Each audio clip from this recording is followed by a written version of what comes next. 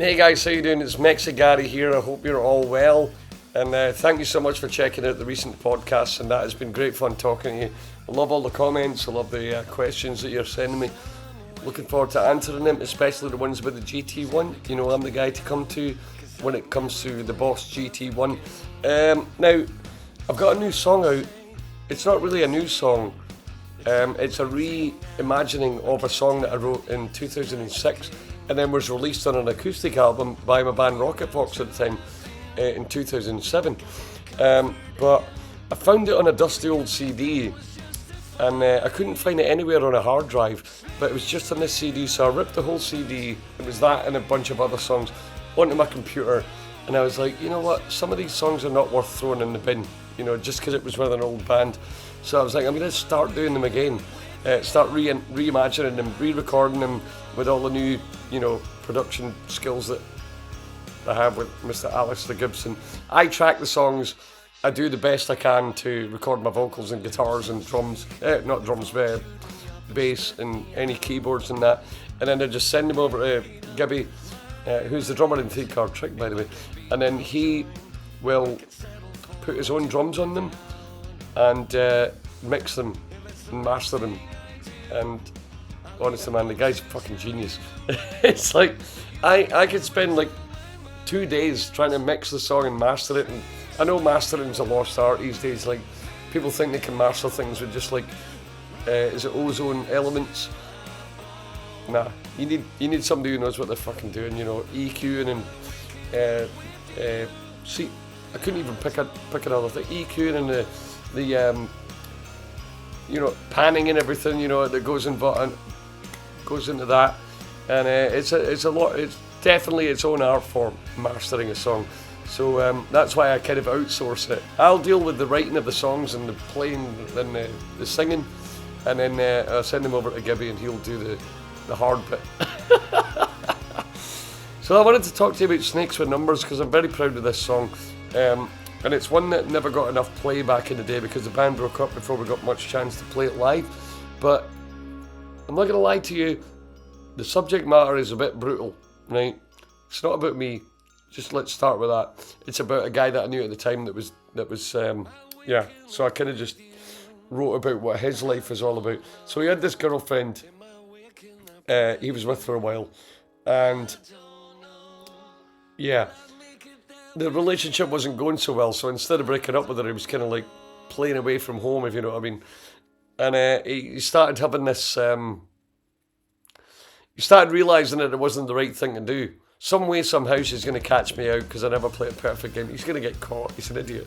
And girls, and you know, they're not stupid, you know, they can tell. Some say insane is what I'm acting now. I can't have and eat this kind of cake.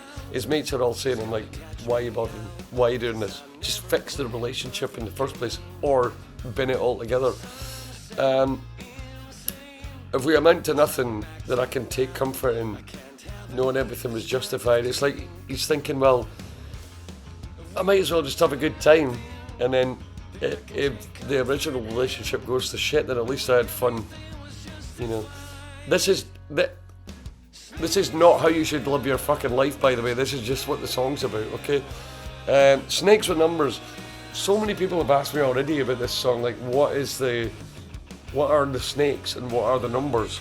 Snakes are people who know you have a partner, but they still want to give you their phone number, you know, or WhatsApp or whatever. It's like, they're not quite as scummy as you because you're the one in a relationship, but you know, I would never pursue somebody who I knew had a partner.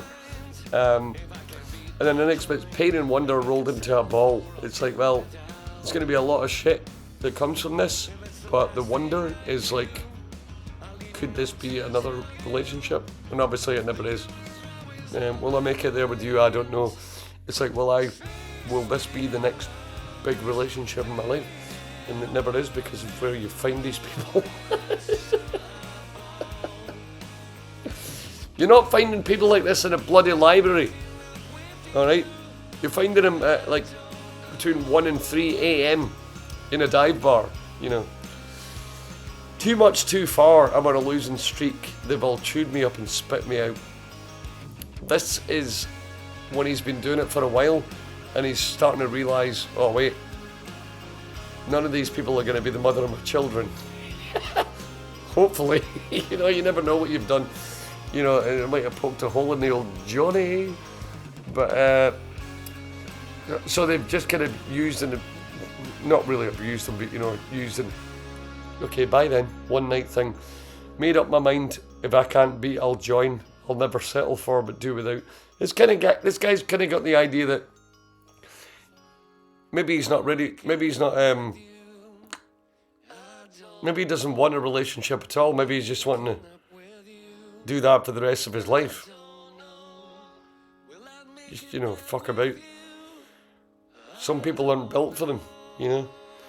If it's the last thing I do, I'll leave a note to tell you that you were always on my mind. So it's like, if she ever found out that he was doing all this, it's like, well, it's a total false justification. But you know, I was thinking about you the whole time. It's bullshit. This song is complete bullshit. But I just wanted to, like, elaborate on what it was about, just in case anybody was thinking, you know, what the hell's Snakes with Numbers about, you know?